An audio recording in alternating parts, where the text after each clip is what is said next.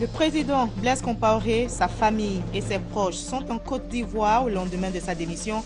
À la tête de l'exécutif burkinabé, Blaise Compaoré et ses proches ont été accueillis en Côte d'Ivoire. L'annonce a été faite ce samedi par la présidence ivoirienne. Comment évoluent les travaux du barrage de Soubré? Le Premier ministre a voulu en savoir. Il s'est rendu hier sur le chantier. Les travaux sont réalisés à 30%.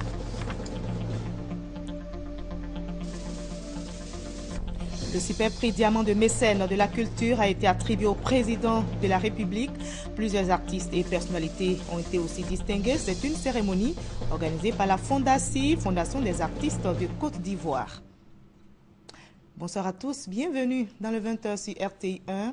À suivre également dans cette édition la page culture. Notre invité est Gilles Touré, styliste, modéliste ivoirien. Il célèbre le 8 novembre prochain ses 20 ans de carrière dans la mode.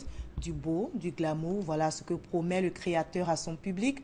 Féerie, 20 ans de mode, nous en parlerons dans une trentaine de minutes avec notre invité. Bonsoir Gilles Touré. Bonsoir Marie-Laure.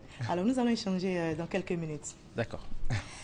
Et avant la page culture, parlons politique. Le président Blaise Compaoré, sa famille et ses proches sont en Côte d'Ivoire. Au lendemain de sa démission à la tête de l'exécutif burkinabé, Blaise Compaoré et ses proches ont été accueillis en Côte d'Ivoire. L'annonce a été faite ce samedi même par la présidence ivoirienne. Nous écoutons le ministre Marcel Amontano, directeur de cabinet du président de la République. Communiqué de la présidence de la République. Le président de la République et le gouvernement suivent avec une attention particulière l'évolution récente de la situation politique au Burkina Faso, pays frère avec lequel la Côte d'Ivoire partage une frontière commune et des liens séculaires de fraternité et de solidarité. Le président de la République présente ses condoléances les plus attristées aux familles des victimes et souhaite un prompt rétablissement à tous les blessés. Le président de la République informe le peuple ivoirien, les populations vivant en Côte d'Ivoire ainsi que la communauté internationale que le président Blaise Compaoré, sa famille et ses proches ont été accueillis en Côte d'Ivoire. Très préoccupé par la crise que traverse le Burkina Faso, le président de la République forme le vœu que ce pays frère renoue dans les meilleurs délais avec la paix et la stabilité. Fait à Abidjan le 1er novembre 2014 pour le président de la République, le ministre directeur de cabinet. Et on sait maintenant qui dirige la transition au Burkina Faso après la démission de Blaise Compaoré. Le lieutenant-colonel Zida, commandant adjoint du régiment de sécurité présidentielle, a été désigné à l'unanimité par l'armée ce samedi pour prendre la tête de la transition. Le général Honoré Traoré, qui briguait aussi le pouvoir, s'est aligné sur cette décision. Mais l'opposition et la société civile au Burkina Faso veulent une transition démocratique et civile. Même son de cloche du côté de l'Union africaine. La présidente de la commission appelle le pays à privilégier une transition civile et non militaire. Dans l'actualité également, la célébration de la fête de Toussaint, elle est célébrée chaque 1er novembre dans plusieurs pays comme la Côte d'Ivoire. Et c'est une fête dédiée à l'ensemble des saints reconnus par l'Église catholique romaine. Ce matin, donc, des messes ont été dites dans les paroisses. Notre reporter Patricia Omoueti a été à l'église Saint-Jacques des Deux-Plateaux à Cocody. L'Église célèbre la Toussaint ce 1er novembre. Le texte des Béatitudes, l'évangile lu au cours de la messe, nous dit que la sainteté est l'accueil de l'amour des dieux à travers sa parole. Aujourd'hui, nous fêtons les saints. Dieu nous invite à la vocation universelle de la sainteté. Et dans notre pays où aujourd'hui on nous sert comme plat de résistance, la question de la réconciliation, cette fête-là vient encore pour nous stimuler, pour nous inviter à cette réconciliation. Réconciliation avec nous-mêmes, réconciliation avec nos frères et sœurs, réconciliation avec Dieu sur le chemin de la sainteté. Comme son nom l'indique, c'est la fête de tous les saints connus et inconnus. C'est la grande famille de Dieu qui est réunie. Profitons de l'occasion pour demander au Seigneur de bénir notre pays, de bénir tous les saints et d'intervenir pour que la paix définitive règne dans notre pays afin que ce pays poursuive son développement dans l'harmonie et dans la concorde. L'objectif du chrétien, c'est de devenir saint. Et donc, c'est cette prière-là que tout chrétien doit faire pour pouvoir vivre dans la vérité. En ce jour, on se souvient de tous ceux qui nous ont dévancés. Et chaque jour, nous prions pour que le Seigneur leur accorde sa maison. La Toussaint est une fête catholique célébrée le 1er novembre, au cours de laquelle l'Église catholique honore tous les saints connus et inconnus. La Toussaint précède d'un jour la commémoration des fidèles défunts, dont la solennité est fixée au 2 novembre. Voilà, vous l'avez donc attendu. Attention à ne pas confondre la Toussaint avec la fête des morts qui a lieu le lendemain 2 novembre, c'est-à-dire donc demain aura lieu la fête des morts. Comment évoluent les travaux du barrage de Soubré? Le Premier ministre a voulu en savoir. Il s'est rendu hier sur le chantier. Les travaux sont réalisés à 30%. Le lancement de ces travaux s'est fait le 25 février 2013, nous rapporte Gabriel Zani. Le barrage de Soubré doit être livré en fin 2018. Mais déjà, 21 mois après le lancement des travaux en février 2013, l'ouvrage est réalisé à 30%. Un très bon avancement des travaux selon Daniel Kablandenkon, le Premier ministre qui était sur les sites du barrage le vendredi 31 octobre. Avec le déroulement des travaux, la date de livraison du barrage pourrait être avancée en 2017 selon le ministre Adama Toungara. Le taux d'avancement est supérieur à ce qui avait été prévu au départ. Nous devons être à peu près à 20%, aujourd'hui nous sommes à 30%. En ce qui concerne les paiements, la Côte d'Ivoire doit payer 140 milliards sur les 331 milliards et nous nous acquittons, de même que Exim Bank, des paiements de façon régulière. Le Premier ministre a félicité le ministre du Pétrole et de l'Énergie, les responsables de Côte d'Ivoire Énergie et les partenaires techniques du projet pour cette performance. Le projet d'aménagement hydroélectrique de Soubré comprend la construction des barrages hydroélectriques de 275 MW et la réalisation des réseaux d'évacuation de l'énergie associés. L'objectif d'ici 2020 étant que tous les villages dont la population est supérieure à 500 habitants soient électrifiés. Le projet comprend deux parties, la construction du barrage, des cités des exploitants et les mesures d'accomplissement environnemental et social. Le tout estimé à 331 milliards de francs CFA et financé en partie par l'État ivoirien, le gouvernement chinois et Exim Chine. Le barrage de Soubré va accroître le potentiel hydroélectrique de la Côte d'Ivoire, évalué à 2000 MW, dont seulement 25% sont utilisés à ce jour. La Côte d'Ivoire vient d'être honorée à la 33e édition de la prestigieuse compétition mondiale de stratégie et de gestion d'entreprise pour jeunes managers. Le pays a été classé 5e au niveau mondial grâce à 2 Ivoiriens. C'est une position jamais occupée par un pays africain depuis que cette compétition existe. Le ministre ivoirien chargé du budget salue cette performance. On en parle avec Adam Akoni. Pour la première fois, un pays africain, la Côte d'Ivoire, réussit à bousculer les grands pour se positionner dans le top 5 du prestigieux concours international de management, Global Management Challenge. La compétition a eu lieu à Sochi en Russie, où le drapeau ivoirien a flotté parmi les meilleures équipes.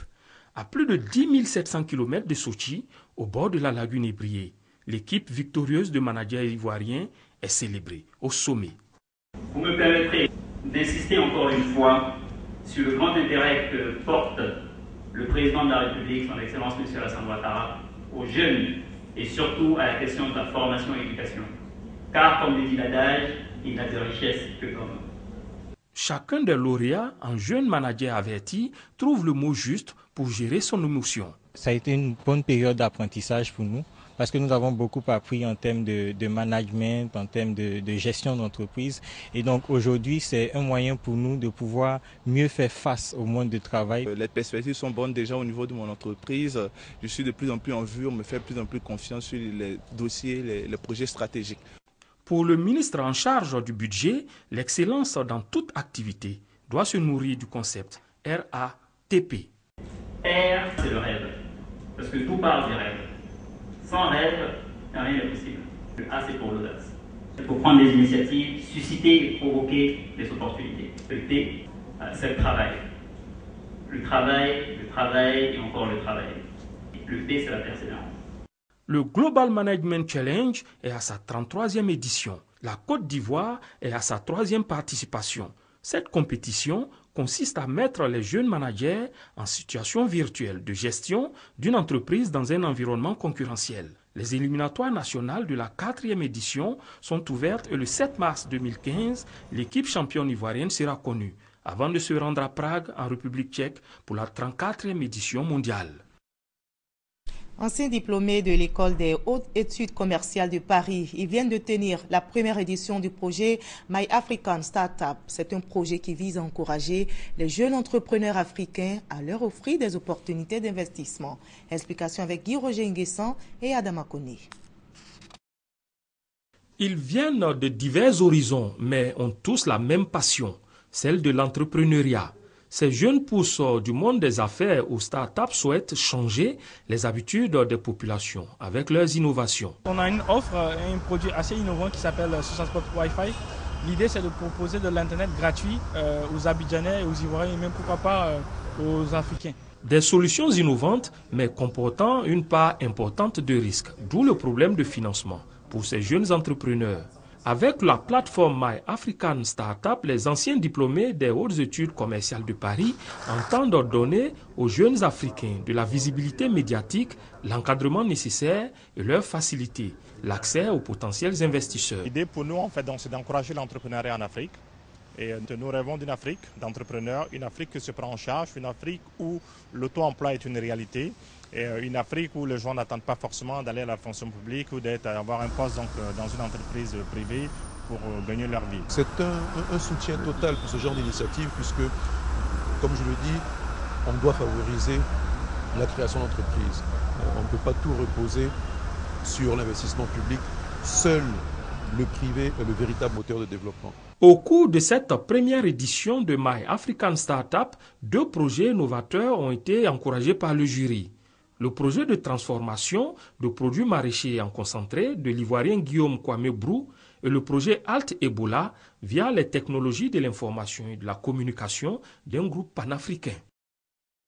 Les opérateurs économiques belges, nigérians et ivoiriens veulent renforcer leurs échanges commerciaux. Un partenariat vient d'être signé entre la Chambre de commerce belge en Côte d'Ivoire et la Chambre de commerce et d'industrie bilatérale ivoiro-nigériane. Ce partenariat devrait permettre d'augmenter le volume des biens et services entre la Côte d'Ivoire, la Belgique et le Nigeria. On en sait plus avec Francis Boifo.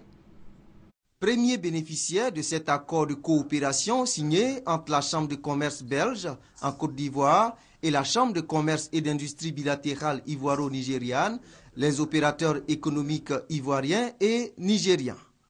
Nous avons pas mal d'opérateurs économiques ici qui ont les difficultés pour pénétrer le marché de Belge. Cet accord de collaboration que nous venons de signer, ça va les aider à pouvoir rentrer en Belgique, exercer, traiter avec les partenaires qui sont là-bas. L'accord que nous venons de signer ici, ça va bénéficier aux opérateurs ivoiriens aussi qui sont adhérés à notre chambre qui veut pénétrer le marché de Belge. Ça suscite l'engouement de toutes les chambres, de tous les investisseurs en Côte d'Ivoire, d'essayer de se regrouper afin de permettre l'amélioration du contexte des affaires étrangères en Côte d'Ivoire. Par cet accord, la Chambre de commerce et d'industrie bilatérale ivoiro-nigériane et la Chambre de commerce belge s'engagent à explorer les opportunités d'affaires en termes de recherche de clientèle, à partager leurs expériences en matière de pénétration de marchés internationaux. Le projet d'appui à la redynamisation des petites et moyennes entreprises a pris fin hier. 4 années d'activité. Le bilan est jugé positif. On note notamment la création du tribunal de commerce, le centre de lutte contre le racket à hauteur de plus de 7 milliards de francs CFA. La ministre chargée de l'économie et des finances souhaite une deuxième phase qui va intégrer l'agriculture et l'industrie. Explication avec Ali Diarasouba. Mis en œuvre en 2010, le projet d'appui à la redynamisation des petites et moyennes entreprises par PME a pris fin ce vendredi. Il a été financé à hauteur de 7,5 milliards de francs CFA par la Banque mondiale.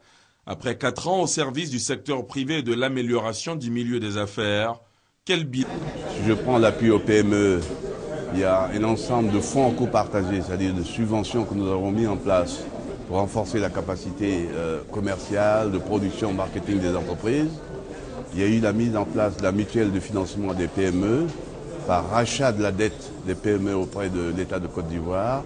Il y a eu la mise en place du tribunal de commerce et la mise en place de l'unité de lutte contre les rackets. Cette première phase du parc PME terminée avec succès, de quoi aiguiser l'appétit des autorités ivoiriennes. Nous pensons que la deuxième phase du projet, justement, doit à la fois couvrir un champ plus large, mais également des domaines plus larges. Dans le discours, on a parlé de l'extension au PMI également, donc du secteur de l'industrie.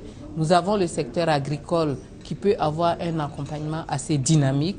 Et nous avons souhaité même que la Banque mondiale puisse regarder comment on peut monter ce type de projet autour de ce que nous appelons des pôles de croissance avec des activités intégrées. La Côte d'Ivoire, encore dans le peloton des top 10 du Doing Business, n'entend pas dormir sur ses lauriers. Le pays entend continuer ses réformes afin que le secteur privé soit la mamelle de l'économie ivoirienne. Le tribunal de commerce d'Abidjan se met à l'ère de la révolution numérique. Il a lancé hier à son siège d'Abidjan un système de gestion informatisé des procédures judiciaires dénommé e-Tribcom. Avec cet outil technologique, le tribunal de commerce d'Abidjan entend désormais allier qualité, célérité dans ses prestations. L'enjeu est d'améliorer le climat des affaires. Avec e-Tribcom, il est désormais possible aux justiciables du monde des affaires de solliciter le tribunal de commerce d'Abidjan à distance pour des requêtes. Ce système informatisé de gestion leur offre également la possibilité de se faire établir un registre de commerce et de crédit mobilier. Le tribunal de commerce se lance ainsi dans la performance en plus de l'efficacité et de la transparence qui lui sont reconnues. Au niveau du traitement des dossiers, nous en sommes à peu près à 60 jours. Et avec ce système-là, je pense que nous pourrons être aux alentours de 30 à 45 jours. Le message envoyé à l'endroit des opérateurs, c'est de continuer à faire confiance à leur tribunal. e-Tribcom sera fonctionnel à partir du 1er décembre prochain. Son coût de réalisation, 1 milliard de francs CFA, financé par la Banque mondiale à travers le PAR PME, projet d'appui à la revitalisation des PME. L'objectif ici est de pouvoir dématérialiser tout le processus de traitement des dossiers au sein du tribunal de commerce, pour pouvoir faire de notre tribunal de commerce un tribunal de classe mondiale. Créé le 1er octobre 2012, le tribunal de commerce d'Abidjan est un instrument considérable de l'amélioration du climat des affaires en Côte d'Ivoire, selon les institutions internationales. Preuve de son efficacité, cette juridiction totalisait à la date du 30 septembre 2014 3 881 décisions rendues. Voilà, le reportage de Mahamadou Traoré était commenté par Adama Kone. Les travaux de construction du barrage de Sangopari ont officiellement débuté.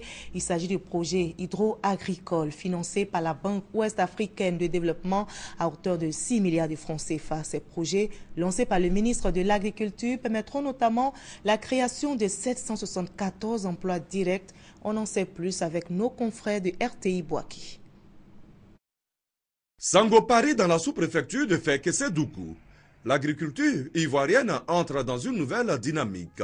Le projet d'aménagement hydro-agricole de Sangopari, avec la construction d'un barrage de 4 300 000 mètres cubes d'eau, avec en aval une plaine de 175 hectares pour la riziculture et un périmètre maraîcher de 50 hectares. Ce projet financé à hauteur de plus de 6 milliards de francs CFA par l'État de Côte d'Ivoire et la Banque ouest-africaine de développement BOAD vise à accroître la production agricole et halieutique pour une bonne sécurité alimentaire en Côte d'Ivoire. Il contribuera à la réduction de la pauvreté en milieu rural avec plus de 2500 emplois. C'est donc un projet porteur d'espoir dont le lancement a été fait par le ministre de l'Agriculture, Mamadou Sangafowa Koulibaly. Le président de la République, Alassane Ouattara, et le gouvernement sont au travail pour faire de la Côte d'Ivoire un pays aimé et envié de tous, a-t-il indiqué. Nous avons un défi, celui de l'autosuffisance alimentaire, et les objectifs qui ont été assignés à l'ONDR notamment pour la production de riz, c'est de faire en sorte que d'ici 2016, nous puissions atteindre le point d'équilibre et qu'après 2016, nous puissions exporter aux besoins des excédents de production. Donc le barrage rentre exactement dans le cadre de cette ambition du président de la République. Pour ce projet, Sango Paris bénéficie également d'infrastructures socio-économiques, une école primaire avec logement d'enseignants, 5 forages équipés et 12 latrines modernes. La population salue cet engagement du gouvernement de demeurer à leur côté. Il faut dire que ce projet va permettre aux parents de manger à satiété et ça va créer de l'emploi, ça va permettre d'accroître la production, surtout que la ville de Ferke est productrice de tomates, aubergines et tout ça. Je pense que c'est un très grand projet. Après Bon dans la Bagoué, c'est donc Sango Paris dans le Tchologo qui contribuera à gagner le pari de l'autosuffisance en riz de notre pays. Et nous prenons à présent la direction de Yamoussoukro où les assistants et comptables ont suivi une formation. C'est un séminaire de renforcement des capacités en vue d'améliorer la qualité de leur travail. Les assistants administratifs et comptables ont été formés notamment sur la procédure d'exécution du projet et la gestion du matériel et de la commande publique. Explication avec nos confrères de RTI Boaké. Le ministère de l'Éducation nationale et de l'enseignement technique se veut plus efficace dans sa gestion budgétaire et logistique. Les personnes en charge de cette gestion sont les assistants administratifs et comptables du dit ministère. Au CAFAP de Yamoussoukro, un séminaire a été initié à leur profit sur le thème « Gestion financière et matérielle des structures du ministère de l'Éducation nationale et de l'enseignement technique ». 36 assistants administratifs et comptables venus de tout le pays ont pris part à cette formation. Pour la direction des affaires financières du ministère, cette formation vise à doter les participants d'outils indispensables à l'amélioration de la qualité de leur travail. Nous attendons beaucoup de signes en ce sens que nos collaborateurs qui sont en région, que sont les 2 AC, vont s'approprier certains outils de gestion financière, de gestion budgétaire, des gestions matérielles et des gestions des infrastructures, des gestions des kits scolaires. Et c'est à ce prix-là que nous verrons l'impact de cela sur le système éducatif. Les participants saluent cette initiative de leur ministère de tutelle. Ce séminaire est bienvenu parce qu'il nous permettra de faire une gestion plus efficiente, n'est-ce pas, des ressources qui sont mises à la disposition des structures. Sortant de ce séminaire, initier des actions dans les structures, c'est cela qui va nous permettre de voir effectivement est-ce que le message que nous avons reçu au travers de notre tutelle, est-ce que ce message a été bien réceptionné. Au cours de la cérémonie d'ouverture, les différents intervenants, notamment le représentant du ministre de l'Éducation nationale et de l'enseignement technique, ont encouragé les participants à s'approprier cette formation en vue d'un système éducatif fort et crédible. Le CEPPS, appelé encore Consortium pour le renforcement des élections et le processus politique, est un projet qui vise à renforcer la crédibilité du processus électoral en vue des élections apaisées. Le CEPPS vient d'être lancé et l'ambassade des États-Unis d'Amérique en Côte d'Ivoire approuve ce projet, nous disent Ahmed Traoré et Léon Bro. Le CEPPS, le consortium pour le renforcement des élections et du processus politique, est un projet qui fournit une assistance technique et un soutien aux populations et gouvernements. Ce projet veut accompagner et aider la Côte d'Ivoire à organiser des élections pacifiques, une initiative soutenue par les États-Unis. L'édification d'un système électoral est un processus complexe. La cérémonie de lancement du programme d'assistance électorale m'offre l'opportunité, encore une fois, d'encourager des efforts du gouvernement ivoirien, d'organiser des élections transparentes, inclusives et apaisées en Côte d'Ivoire. Le lancement du projet CEPPS a été aussi le cadre pour les autorités ivoiriennes de mesurer l'importance des activités préparatoires des prochaines élections. La commission électorale indépendante va démontrer sa capacité à travailler de façon inclusive.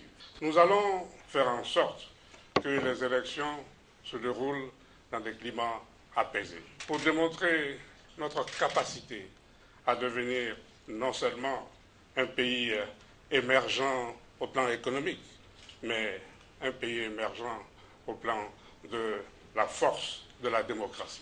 Le programme CEPPS prévoit également des campagnes d'éducation civique, de promotion de la paix et du dialogue démocratique. Le but, garantit la tenue d'élections apaisées et crédibles. Les appels à soutenir la candidature unique du président de la République à la présidentielle de 2015 se multiplient.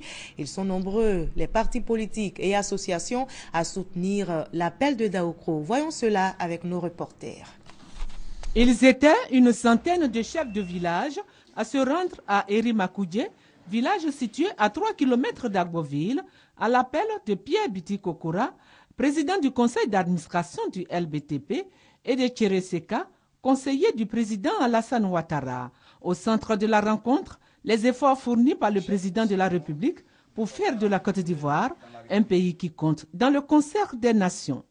Pierre Biti Kokora a saisi l'occasion pour encourager la chefferie traditionnelle à cultiver la paix, la cohésion sociale et à s'approprier l'appel de Daoukro. Le conseiller du chef de l'État, Tchereseka, a lui relevé l'amélioration du statut des chefs traditionnels grâce au président Alassane Ouattara. Les chefs et cadres de l'Agnébitiassa ont rassuré leurs fils, Pierre Biti Kokora et Tchereseka, de leur soutien au programme du chef de l'État, le président Alassane Ouattara. Pour eux, son élection aux prochaines échéances électorales ne sera qu'une simple formalité. Pour la circonstance, le délégué départemental du PDCI RDA, Banga Amwakon Kwaku, a échangé avec ses secrétaires de section, les responsables locaux de la jeunesse du PDCI et l'Union des femmes du PDCI. L'émissaire du PDCI RDA, le ministre Jean-Claude Brou, s'est félicité de la clairvoyance du président Henri Konan Bédié. Il est l'acteur de l'appel historique à soutenir la candidature unique du président Alassane Ouattara au sein du Rassemblement des Oufouettistes pour la démocratie et la paix, RHDP, pour la présidentielle de 2015. Il a profité de l'occasion pour faire le bilan économique et social du président de la République. Il a évoqué la nécessité de préserver les acquis de l'Alliance des Oufouettistes pour une Côte d'Ivoire en phase avec la paix et le progrès. Le délégué départemental du PDCI, Amwakon Banga, a rassuré l'envoyé du PDCI RDA sur la détermination des militants d'Abangourou à soutenir la coalition du Rassemblement des Oufouettistes pour la démocratie et la paix, RHDP. Voilà, place à présent à la page culture de ce samedi 1er novembre.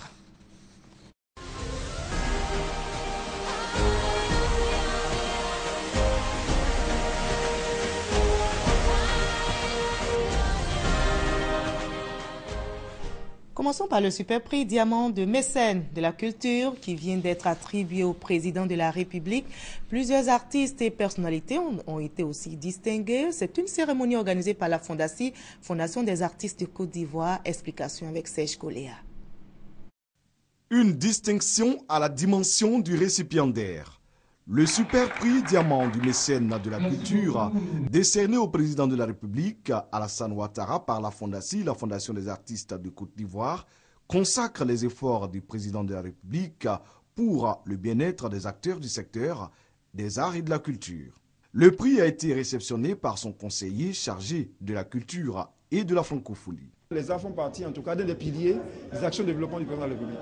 Au nom du président de la République, pour féliciter la Fondation et tous ses responsables, les encourager à persévérer, car c'est au bout de l'effort qu'on a les meilleurs fruits. Le président de la République, qui a institué, a indiqué Aimon Williams, président de la Fondation, une pension alimentaire de 300 000 francs CFA au profit de 15 anciennes gloires, tout en promettant d'offrir un toit à certains artistes. Pour la Fondation, le président de la République, depuis son accession au pouvoir, est en train de tracer une politique pour ne plus que les artistes soient ses éternels assistés. Cela signifie que tout ce que les artistes font, ça lui tient à cœur. Et que leur vie aujourd'hui constitue l'une aussi de ses priorités. Je voudrais remercier sincèrement son Excellence, le président de la République.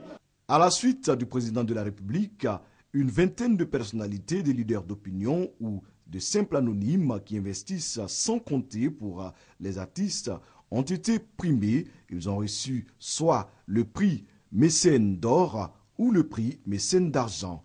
Aimon Williams a annoncé pour bientôt la remise du grand prix d'honneur au président Henri Konan Bédié à Daoukro. Il a souligné que Henri Konan Bédié est un soutien pour les artistes de Côte d'Ivoire, notamment des icônes telles que Baïs Pinto et Ernesto Djedje. C'est la fête de la Bissa à Grand-Bassam et chaque année à l'occasion de cette fête, un fils des Nzima est honoré pour ses valeurs et son brillant travail. Et cette année justement, le choix est porté sur le Premier ministre Daniel Kablan-Duncan. Le chef du gouvernement a été fait chef des Nzima, le témoignage de Doigt de Lazer. Le Premier ministre Daniel Kablan-Duncan, appelé désormais Sa Majesté Kablan Ier. Il a été fait chef de la tribu des Nzima Kotoko, une distinction pour son courage et sa détermination dans l'exercice de sa fonction à la tête du gouvernement ivoirien et son implication dans les projets de développement de Grand-Bassam, tels que la réalisation de l'autoroute Abidjan-Grand-Bassam. Le Premier ministre Daniel Kablan-Duncan incarne pour le développement une personnalité de haut rang. Et le peuple Nzima reconnaissant, mais à travers tout le peuple de Côte d'Ivoire, voit le travail immense qu'il abat chaque jour. Il est un des nôtres et il fait notre fierté. À chaque édition de la Bissa, un fils des Nzima est distingué par le roi, Sa Majesté Aoula Tanoué Amon, pour ses qualités et son excellence au travail. Au nom de Sa Majesté Kablan Ier, le ministre de la Culture et de la Francophonie, Maurice Bandama, a traduit sa reconnaissance au peuple Nzima pour la confiance et la considération à l'endroit du Premier ministre Daniel Kablan-Duncan. La Bissa, célébrée depuis des siècles, est une école de valeurs, une école d'enseignement aux valeurs. Et ce sont ces valeurs qu'incarne Kablan-Duncan. Votre frère, votre fils, Kablan-Duncan, dont vous connaissez l'humilité, relevé ici tout à l'heure, est touché par cette marque d'attention.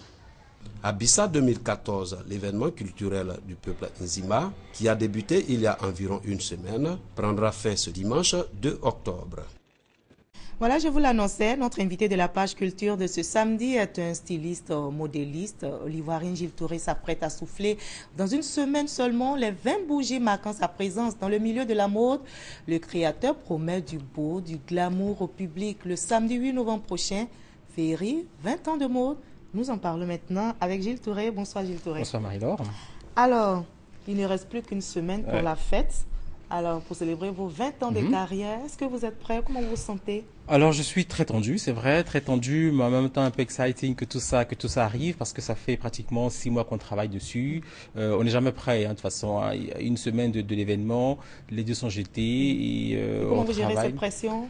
Oh, j'ai appris à me calmer. J'ai une super équipe autour de moi, donc ils arrivent à me canaliser et j'espère qu'on va réussir à produire au public une très belle fête. D'accord, on va suivre justement Féerie, 20 ans de mode. C'est vrai, l'événement c'est pour le samedi prochain. Donc déjà, on a un avant-goût avec notre reporter Serge Coléa. Les observateurs les plus avertis disent de lui qu'il est né pour la mode. Il est reconnu par ses pairs comme un des meilleurs de sa génération. Très jeune, il se distingue et se fait remarquer par les plus grands noms du stylisme. Après avoir fait ses armes à Paris, Gilles revient en Côte d'Ivoire où sa carrière va définitivement prendre son envol en 1997 à Yamoussoukro lors de la présentation de sa première collection Turbulence. Avec cette collection, Gilles Touré fait sa rentrée dans la cour des grands de la mode ivoirienne et figure jusqu'à ce jour parmi les plus grands créateurs de la mode en Afrique. En développant le concept en féerie, en un événementiel haut de gamme et singulier, Gilles Touré a voulu dévoiler la quintessence de la mode, son essence secrète et cachée.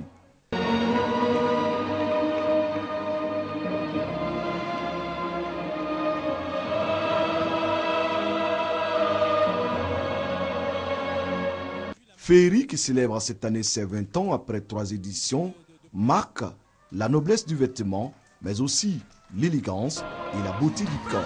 Féerie est devenu plus qu'un défilé de mode. C'est un spectacle. Voilà, Gilles, c'est la troisième édition. Voilà, hein. Troisième édition, voilà, c'est ça. Alors, déjà, on a une idée, hein, mais vous êtes là. Vous allez nous dire ce qu'il va faire. Enfin, vous parlez du beau, du glamour.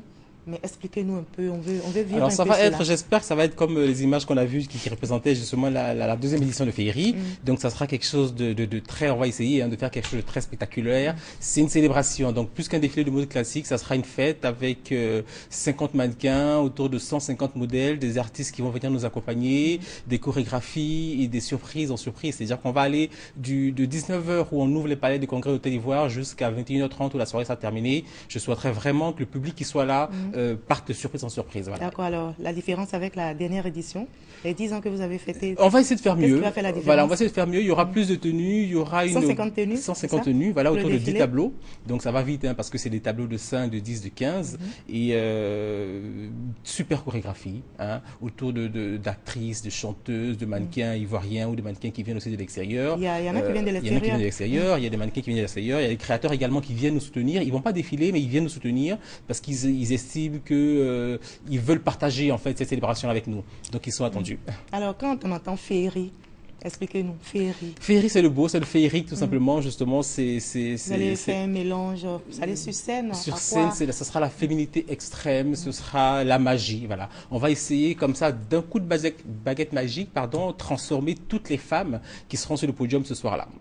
Et on sait que de plus en plus, Gilles Touré fait des tenues pour les hommes. Qu'est-ce qui a provoqué cela? Parce que je sais aussi qu'il y aura des tenues masculines. Oui, féerie, c'est pas que les femmes, féerie, c'est aussi les hommes, parce que c'est vrai qu'à un moment, ils se sentaient négligés un peu. Alors, mais Gilles, d'accord, c'est bien, tu fais de très belles choses pour les femmes, et nous, les hommes. Donc, on a lancé la Gilles Short, qui était une ligne de chemiserie pour hommes, qui a pris très très vite.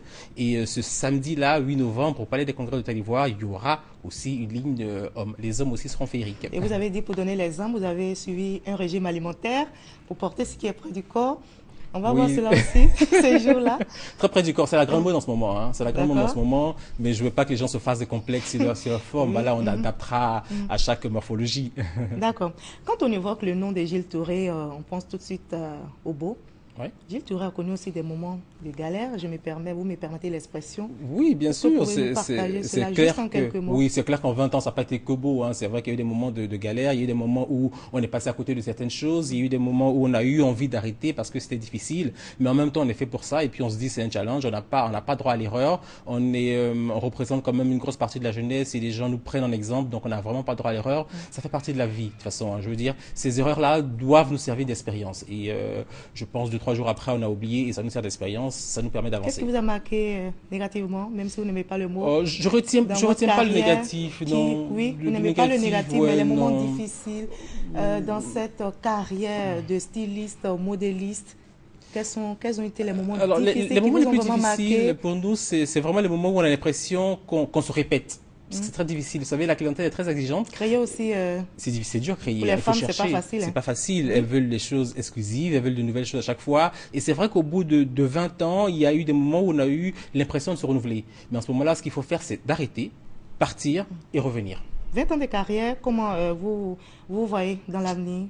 Alors dans l'avenir, on souhaiterait développer cette marque, hein, donc que le vêtement Gilles Touré, que le label Gilles Touré soit un vrai label, qu'on puisse rentrer dans un magasin, s'acheter une ligne de un parfum Gilles Touré, une cravate. C'est votre ambition? C'est mon ambition, voilà, c'est mon ambition. On va peut-être arrêter ou alors faire de moins en moins du B2B comme c'est avec la clientèle et puis essayer de passer vraiment à un stade d'industrialisation. Vous n'allez pas laisser Ah non, pas du tout. Ah non, je suis de la mode. C'est la mode, hein, de toute façon. Je veux dire, c'est le luxe, c'est le beau, les bijoux, le parfum, voilà, ça reste la mode. Et surtout que vous rêvez aussi d'avoir une véritable ligne de vêtements en fait à porter.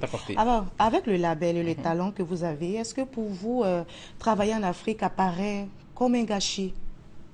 Ah non, vous voulez qu'en tant qu'Africain, de toute façon, c'est notre devoir de travailler. Que je vous pose, je veux juste non, savoir. c'est vrai que j'aurais été européen en Europe, peut-être ma carrière aurait pris une ampleur beaucoup plus grande. Mais c'est un plaisir pour nous de travailler. C'est à nous, créateurs africains, de pouvoir justement imposer cette mode africaine-là. Vous savez, aujourd'hui, le pagne, qui est un textile purement africain, est de plus en plus porté à Paris, à New York, à Tokyo, à Loulou. Et nous, créateurs africains, nous sommes fiers de ça. D'accord. Gilles Touré, c'est une question. Oui. Je veux savoir, si vous n'aviez pas été créateur de mode, Alors, quel métier auriez-vous choisi?